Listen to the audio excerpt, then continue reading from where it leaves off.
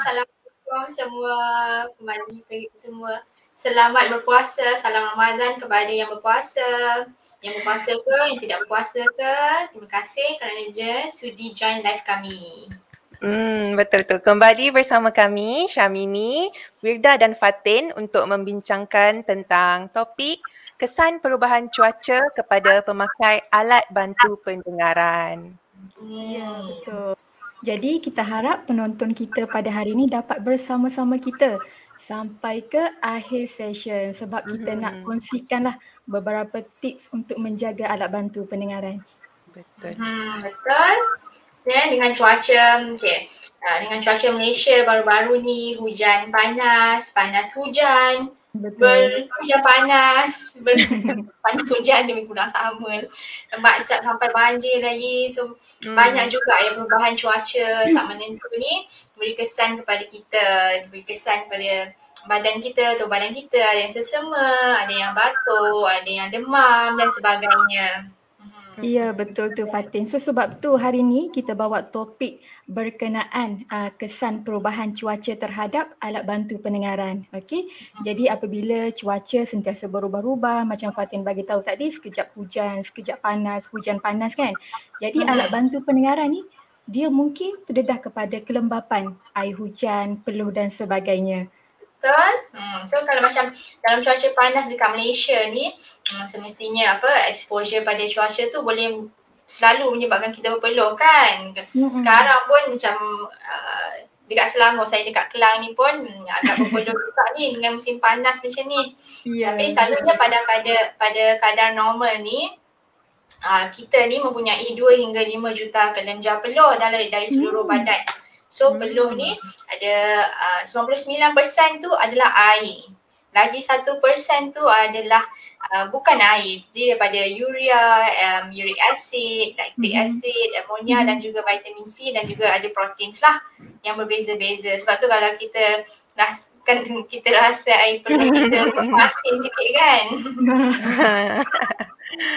Okey, tapi walau macam mana pun jangan pula kita takut nak berpeluh lah sebab berpeluh ni adalah perkara yang biasa dan normal lah. Dia actually baik untuk kesihatan sebab dengan berpeluh ni kita dapat mengeluarkan toksik-toksik, racun-racun daripada tubuh badan kita. Selain daripada tu, dengan berpeluh ni juga kita dapat mengawal kita punya suhu badan lah. Kalau macam contoh kita punya suhu badan terlampau tinggi, dengan berpeluh ni dia akan menurunkan kita punya suhu badan. Tapi walau macam mana pun kalau kita macam terlalu banyak berpeluh memang akan mengganggulah kita punya kita akan ada macam rasa kurang selesa sebab mungkin peluh ni akan ada bau sikit lah kan.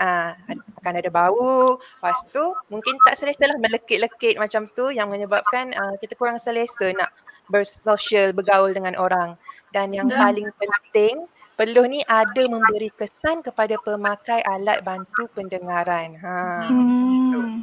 Menarik. Dan saya juga ada baca yang wanita ni sebenarnya mempunyai lebih banyak kelenjar peluh.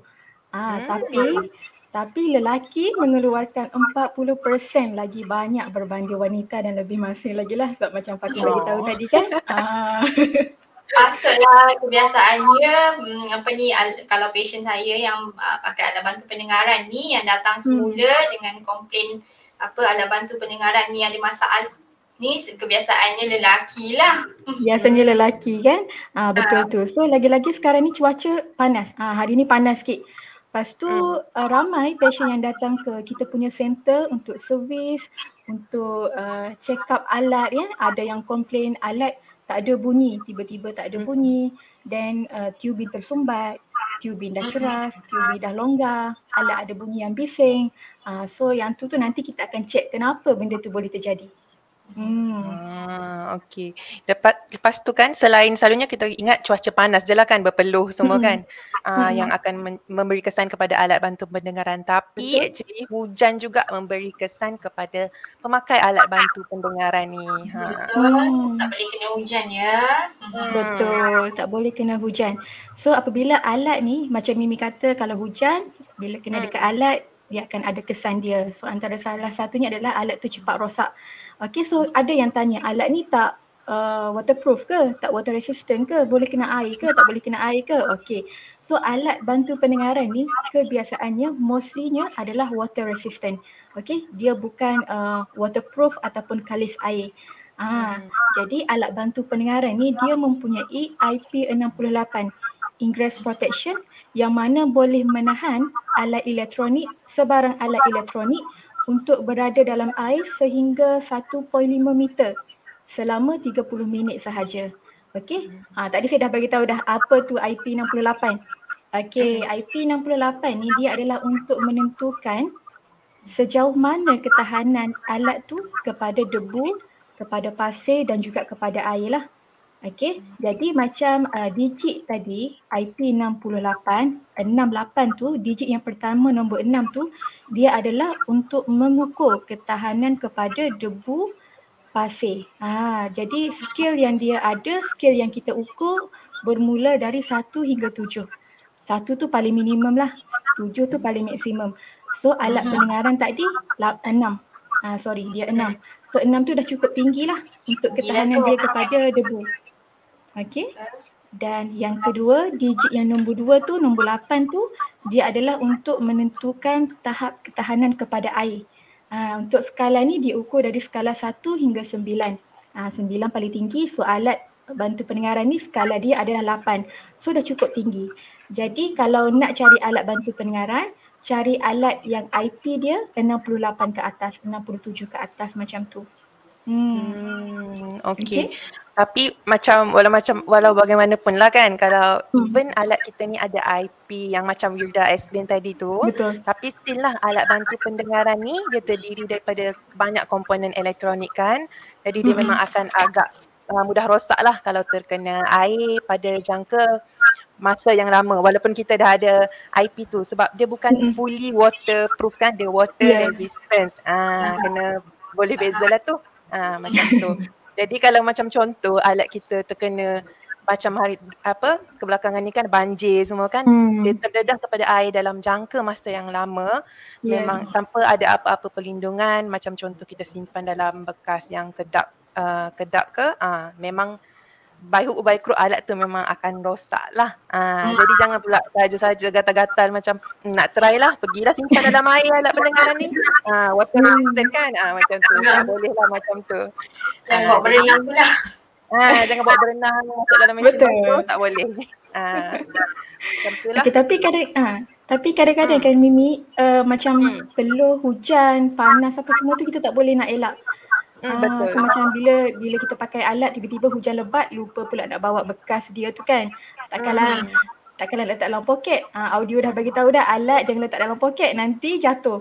Tapi kalau benda tu tak boleh nak elak, akan kena juga air.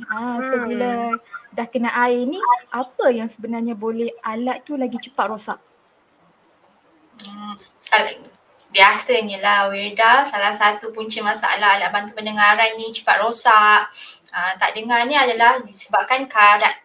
Salah satu punca utama lah karat. Tapi kebiasaannya karat yang kita boleh nampak dengan mata kasar kita ni dari luar adalah karat dekat bahagian battery door. So example ini, kalau kita tengok sini, dekat bahagian battery door ni selalu terjadinya karat lah bila kita terlalu expose pada peluh yang kerap, expose pada air yang kerap.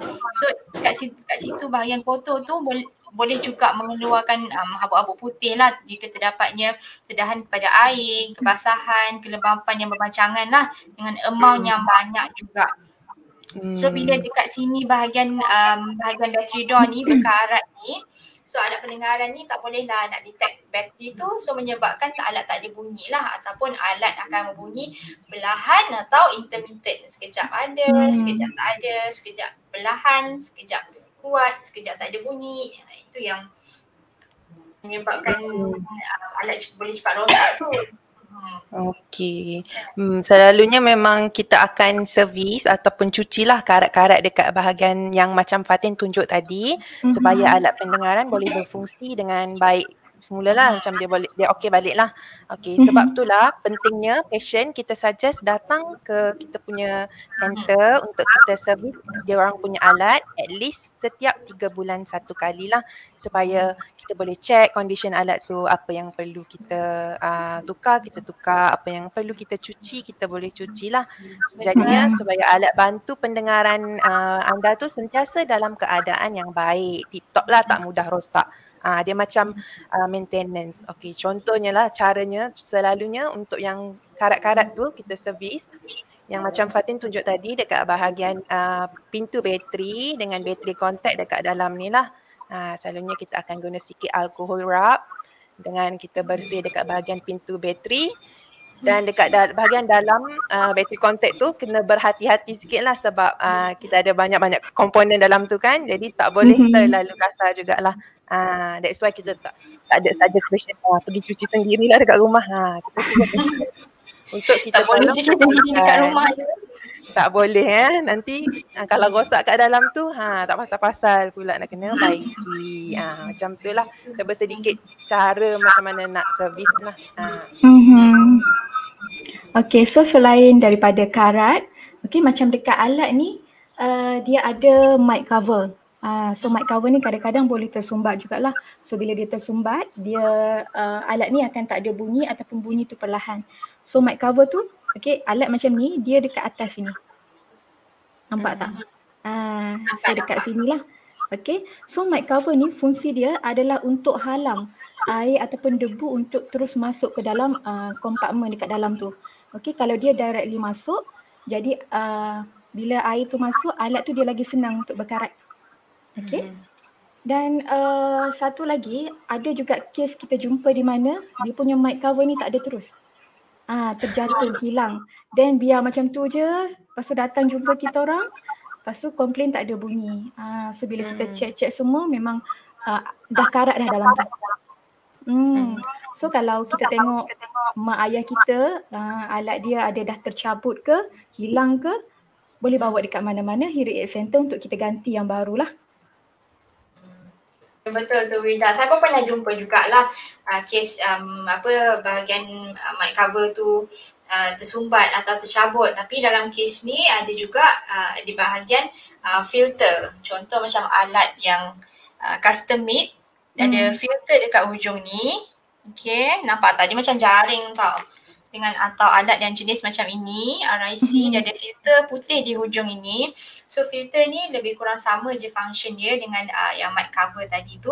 Dia untuk prevent any tight telinga. Bila kan benda ni dia masuk directly terus dalam telinga kita kan. So dia filter ni untuk prevent dirt, habuk, tight telinga daripada masuk terus direct dekat dalam alat ni yang akan affect all the components dekat dalam ni. So bila benda ni dia terkena exposure pada peluh yang konsisten je kena peluh atau apa-apa kotoran ke, dia akan tersumbat. So bila tersumbat, patient akan rasa macam bunyi perlahan atau tak ada langsung dengar bunyi tu tersebut.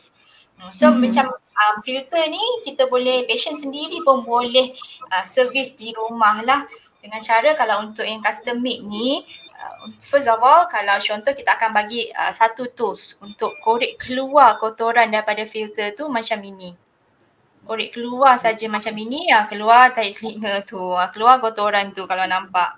Okay, kalau macam still kalau dah patient dah cuba untuk korek keluar kotoran tersebut tapi masih juga tak ada bunyi, maksudnya kena tukarlah filter seperti ini. So setiap kali ke center kita, patient boleh dapatkan nasihat daripada pakar alat pendengaran daripada center kita dan kita akan ajarkan cara lah macam mana nak remove dan tukar keluar benda ni. Okay. Kami sedia menolong anda semua. Jangan lupa masalah. Betul Fatin. Jadi kalau macam ada apa-apa masalah datang je center. Jadi kami akan cubalah untuk tolong macam-macam mana pun.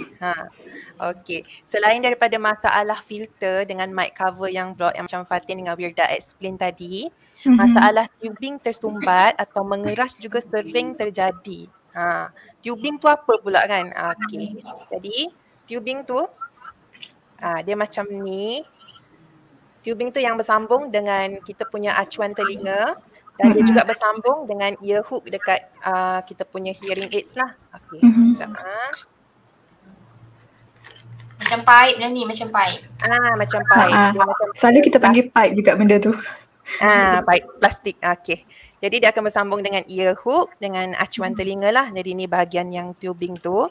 Jadi untuk pengetahuan semua, tubing ni diperbuat daripada material plastik yang boleh lentur dan by time dia akan mengeras lah. Jadi dalam tempoh masa tertentu memang tubing ni perlu ditukar. Selalunya around 3 bulan macam tu memang dia akan keras dan kita akan perlu tukar lah. Jadi apabila tubing ni terdedah dengan peluh kita yang masin tu ataupun kita punya lembapan dari dalam telinga, earwax kita kan, jadi dia akan mengeras dan akan berminyak. Bila dia mengeras dengan berminyak, dia akan mudah terkeluar daripada dia punya acuan telinga ni. Dia akan mudah tertanggal.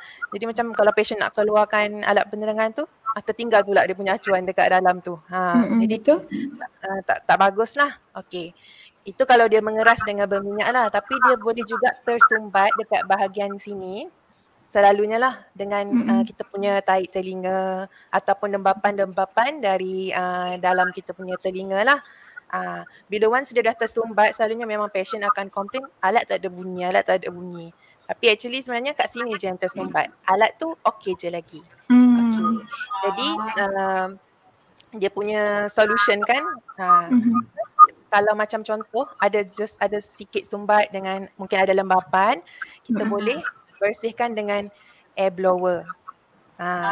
So kalau kita punya tubing tu tak keras lagi lah, masih lembut atau apa semua. Tapi kalau once tubing tu dah keras, itu memang perlu tukar lah. Sebab nanti dia akan tertanggal-tanggal macam tu. That's why jadi sebab daripada tersumbat ni dengan dia punya keras dan berminyak tu, itulah yang menyebabkan kadang-kadang tu alat tak berbunyi. Padahal alat tak ada masalah, just masalah dekat dia punya tubing tu sahaja. So tu kadang-kadang saya jumpa patient kan, bila dia tolak masuk dalam dia punya getah acuan telinga tu, ada bunyi, tapi bila tak tolak tak ada bunyi sebab air tersumbat dekat dalam tubing tu kan. Betul. Bila kita tolak, dia bagi pressure, air tu pun menurun macam tu dalam tubing tu. Bila tak tolak, air tu pun membentuk blockage balik macam biasa. Tu yang kita kena tukar tu. Tapi selalunya kita akan jangka perlu tukar setiap 3 bulan kan.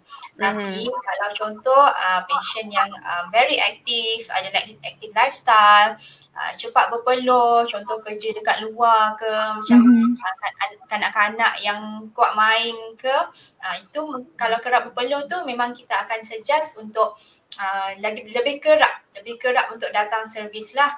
Contoh mungkin dalam 3 bulan, mungkin kita akan advise dia untuk datang dalam 1 bulan ke, setiap 2 bulan ke, bergantung kepada keadaan dan bergantung kepada lifestyle masing-masing. Betul tu. Sebabnya bila cuaca panas kan alat terdedah kepada peluh. Tapi kalau hujan pula terkena hujan pula.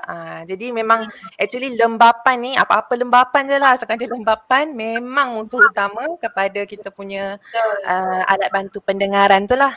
Sebab itulah kita nasihatkan patient supaya setiap malam sebelum tidur simpan alat bantu pendengaran tu dekat dalam bekas pengering supaya alat bantu pendengaran kita tu tidak berada dalam keadaan yang lembab lah daripada kesan peluh yang seharian siang hari tu. Ya, betul tu. So biasanya untuk yang patient yang beli alat dekat Basirin, kita akan bekalkan bekas pengering tu. Okay, so dia macam ni. Dehumidifier. So dalam ni dia ada silica gel. Boleh nampak tak? Dia macam dia warna biru putih tu kan? Okay. So dia akan ada sponge dekat sini. Okay, so selalunya kita akan suruh patient letak alat, okay, buka battery door supaya air dekat kawasan tu dia kita serap jugalah. And then letak alat dalam ni, lepas tu tinggal je waktu malam sebelum tidur. So fungsi dia adalah untuk menyerap kelembapan supaya alat bantu pendengaran ni sentiasa kering, okay, dan berfungsi dengan baik. Tapi apa akan jadi sebenarnya kalau pesakit ni dia tak menukar tubing yang keras tu? Macam Mimi bagi tahu tadi Wirda, tubing ni kan dalam bentuk plastik kan yang disambungkan dengan alat ni. Kalaulah dengan disambung dengan acuan telinga lagi, tapi bila tubing ni mengeras, mengecut, kebarangkalian untuk dia hook yang sambungkan tu patah adalah tinggi. So kalau hook dah patah tu kena ganti dengan hook baru lah. Kan? Murah tak hook tu? Oh. Murah je kan. Okay. Selain daripada masalah yang kita boleh nampak dengan mata kasar, yang kita boleh nampak macam tu je, ada juga isu lain di mana kesan-kesan peluh, kesan air hujan, kotoran tu terus menyerang bahagian dalaman lah. Itu kita tak nampak, itu kita kena hantar ke lab untuk kita buka satu-satu alat pendengaran tu baru kita boleh nampak lah. So kalau macam patient perasan alat bantu pendengaran ni tak ada bunyi ataupun sekejap ada bunyi, sekejap tak ada bunyi, atau kita panggil intermittent tu, itu mungkin tanda-tanda yang alat bantu pendengaran tu dah mula nak ada masalah. So patient boleh cepat-cepat bawa alat bantu pendengaran ke center berdekatan dan untuk kami memeriksa dengan lebih lanjut. Okay? Betul tu. So hari ni sebenarnya petang ni kita dah banyak dah cover kan? Kita dah discuss dah apa punca yang menyebabkan alat kita mudah rosak akibat daripada perubahan cuaca tu, tanda-tanda alat kita bermasalah, okay, dan perlu dibaikilah. Dan last sekali kita juga perlu tahulah bagaimana dan apa yang kita perlu buat untuk menjaga dan melindungi alat bantu pendengaran kita tu. Betul. Jadi untuk pesakit yang kuat berpeluh, kita sangat sarankan untuk memakai sweatband ataupun spandex lah. Jadi dia sebenarnya adalah untuk membantu alat tu daripada peluh terus masuk ke dalam alat. Okay. Dan kita juga kena pastikan alat sentiasa kering dengan meletakkan alat dalam macam saya bagi tahu tadi dalam bekas pengering, dehumidifier tu ataupun drying kit. Dan bila saya kata alat ni perlu kering, jangan pula kita pakai hair dryer nak bagi alat tu kering. Tak boleh Betul. Dan elakkan alat dari terkena suhu yang terlalu panas. Contoh kita nak tinggal sekejap lah, tak nak pakai sekejap, buka alat, masuk dalam dashboard kereta, biar je dia berpanasan dalam tu, tak boleh lah. Dia akan cepat rosak juga. Ya. Dan sentiasa buka bateri door atau asingkan bateri daripada alat apabila alat bantu pendengaran itu tidak dipakai. Okay.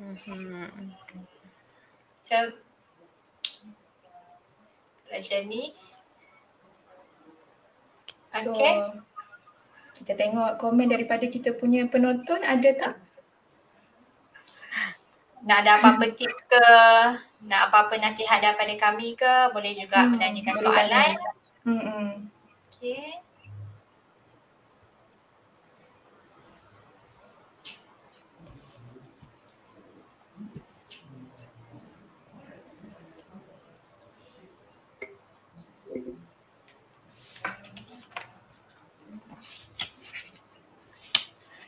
Ada apa-apa soalan daripada floor? Okay, kita nampak ada satu soalan daripada Ahmad Rahimi. Soalan dia tanya, ada ke alat bantu pendengaran yang kalis air? Kita boleh minta tolong Wirda tolong jawab. So biasanya alat ni dia water resistant. Biasanya dia adalah water resistant.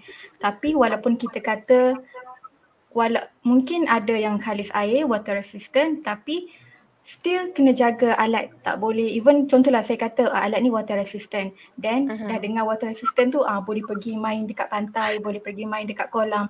Tidak, sebab yang IP68 tu dia uji di bawah ketahanan fresh water 1.5 meter selama 30 minit. So yang tu dia uji lah. Tapi kalau alat ni sentiasa kena air, okay, macam yang selalu kita jumpa, bila patient komplain alat tak ada bunyi, dan bila kita hantar ke lab, dan lab tu dia akan buka lah kompartmen nak tengok tu apa masalah, kita akan cek satu-satu dan alat tu berkarat. Berkarat tu mungkin salah satunya daripada air, daripada peluh dan sebagainya, kotoran yang bila kita tak servis, dan dia boleh masuk dalam kompartmen tu lah. Ada apa ni, kalau tak silap saya ada aksesoris yang dipakai dipakai oleh pemakai alat bantu pendengaran ni untuk buat swimming, untuk buat water activity, ada aksesoris tersebut lah. Tapi Betul. kalau alat sendiri tu yang kalis air tu memang setakat ni hanya water resistant sahaja, tak ada waterproof lagi. Dan yang apa yang Fatin bagi tahu tu kita panggil, kalau dekat sini kita panggil spandex ataupun ear gear. Ear gear yang sarung dekat alat tu kan. So dia untuk halang Tapi itu lah. tak boleh bawa swimming tau. Betul. Dia just untuk bagi kurang risiko masuk dalam alat. Peluh sahaja. Betul. Okay, so seterusnya soalan daripada Hanis Farhana. Assalamualaikum. Nak tanya berapa kekerapan untuk servis alat telinga? Okay, so yang tadi Fatin dan Mimi dah bagi tahu dah. So biasanya untuk servis alat kita suggest 3 bulan sekali. Okay, so yang tu 3 bulan lah kalau macam tak sempat nak datang, paling lama 6 bulan. Jangan sampai 1 tahun baru nak servis. So yang tu kita tak mahu lah. Sebab bila 1 tahun tak pernah datang, alat tu memang ada possibility untuk kotor. Okay, tak ada bunyi, tubing dah keras. So sebenarnya benda tu akan affect the sound quality. Sebab bila sound quality dah affected, jadi mungkin kita tak dengar elok. Dan kita tak nak bila tak dengar elok, kita pun dah mengganggu kita punya lifestyle kan. So biasanya 3 ke 6 bulan lah duration yang kita bagi. Okay, next question. Salam audiologi semua, saya ingin bertanya antara alat bantu pendengaran mahal, premium dan alat bantu pendengaran murah basic, yang mana lebih tahan lama dan kenapa? Okay. Dari segi ketahanan alat bantu pendengaran ni adalah bergantung kepada pemakai dan juga bergantung kepada kita panggil daily activity lifestyle seseorang tersebut lah. Okay, kalau tengok dari segi ketahanan alat bantu pendengaran mahal dan juga murah ni dia berbeza in terms of the sound quality, in terms of teknologi dekat dalam tu. Tapi dari segi physically alat bantu pendengaran ni hanyalah sama sahajalah. Cuma dari segi ketahanan tu dia kena bergantung kepada cara penjagaan dan kepada pemakai tersebut. Okay, adakah dia senang berpeluh, atau adakah dia melakukan aktiviti lasak, atau dia duduk rumah sahaja. Itu bergantunglah, tengok macam mana. Kan? Betul kan Mimi dengan Rida? Betul. Okey, kita teruskan dengan soalan seterusnya dari Sakina Zuhairi. Salam, apa yang perlu saya buat kalau alat saya tiba-tiba jatuh dalam air secara tak sengaja? Kalau macam contohlah terjatuh dalam sebaldi air ke, cepat-cepat keluarkan alat tu. Lepas tu keringkanlah dengan apa-apa kainan kering lah. Jangan pergi guna hair dryer apa semua tu, jangan. Okey, keringkan dulu dengan kain kering. Lepas tu kalau dekat rumah kan kita simpanlah dekat dalam bekas pengering yang kita bagi tu. Tapi kalau boleh, kalau macam risau kan, kita bawa je pergi center so that kita boleh check. Sebab dekat center selalunya kita ada yang electrical drying pad tu, so kita boleh kasih kering ekstra lah compare dengan letak dalam bekas pengering. Lepas tu kita boleh check jugalah dia punya condition alat tu. Tapi yang penting kalau kat rumah, first sekali keringkan dulu dengan kain biasa. Jangan guna hair dryer, okay? Nanti terlalu panas. Macam tu je lah. Kalau contoh terjatuh dekat dalam air yang kotor ke, terjatuh dekat dalam kuah kari ke apa ke, jangan basuh ya. Lap saja pakai lap saja pakai towel kering ke, pakai tisu ke, dan letak dalam dryer tu. Humidifier. Jangan basuh, nak bersihkan itu tak boleh lah. Ya, walaupun water resistant. Ya, betul. Okey. Dan seterusnya daripada Mizi Bakhtiar. Okey, kalau alat terkena air berapa lama boleh tahan ya? Kena servis atau fix secepatnya ke? So yang ni kalau alat terkena air ni maksudnya yang kerap kena air daripada peluh ataupun air hujan macam tu ke? So I assume macam tu lah. So macam ni kalau kerap kena air macam yang Mimi bagi tahu tadi, kita sarankan untuk sentiasa simpan alat dalam dehumidifier, alat bekas pengering tu. Okey, biasanya kita akan pakai waktu bangun kan, kita akan pakai, dan sebelum kita tidur, setiap malam sebelum tidur kena simpan alat dalam dehumidifier tu. Dan cara nak simpan dia macam saya bagi tahu, buka battery door, okey, dan bateri tu angkat keluar, letak asing. Jangan letak sekali dalam dehumidifier. So nanti bateri akan cepat habis pula.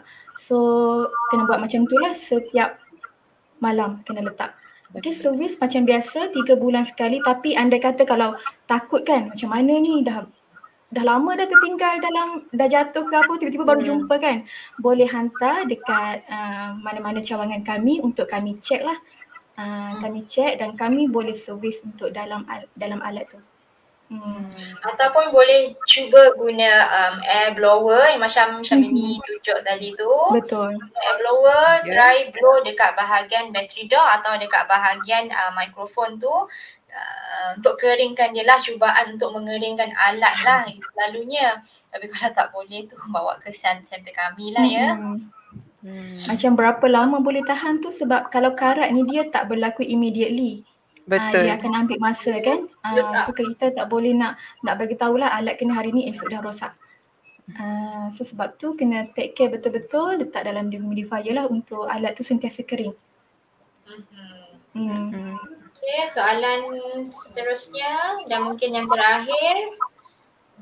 Terima kasih di atas info, sama-sama nak tanya, katalah alat tu masih di dalam tempoh waranti, kemudian tiba-tiba pesakit terlupa dan termasukkan alat dalam mesin basuh atau terbawa mandi. Kemudian alat itu tidak berfungsi, waranti boleh cover kos ganti alat tersebut. Kau pun kerap. Kau pun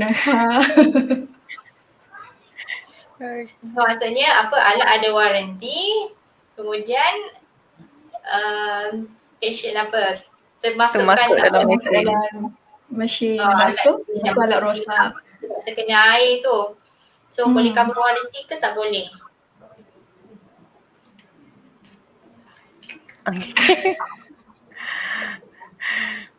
Okay. Ini saya kurang pasti. Kita double confirm balik lah, selalu kebiasaannya tak cover lah. Kebiasaannya sebab dia macam kira human error kan. Daripada patient sendiri, kebiasaannya tak akan cover walaupun ada warranty. Tapi kita akan cuba dulu untuk hantar repair kepada manufacturer, dan manufacturer akan check again, buka semua alat, semua dia akan check. Tengoklah sama ada case macam ini dia akan void warranty ataupun tidak. Betul tak? Ada pernah jumpa tak kes macam ni, Rida dengan Syamimi?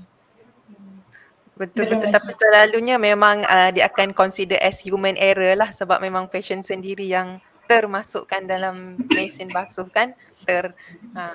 Selalunya void lah warranty tu. Tapi kita boleh cuba try hantar dululah, tengok macam mana. Betul. Okay, ada apa-apa soalan lain ke? Tak ada.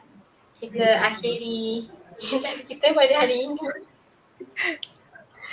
Selamat berpuasa, selamat berbuka puasa dan selamat berbuka. Jumpa lagi nanti. Jumpa lagi lain kali. Kalau ada apa-apa soalan boleh tanyakan di bawah. Pihak kami akan cuba untuk reply anda secepat mungkin. Terima kasih. Terima kasih semua. Bye.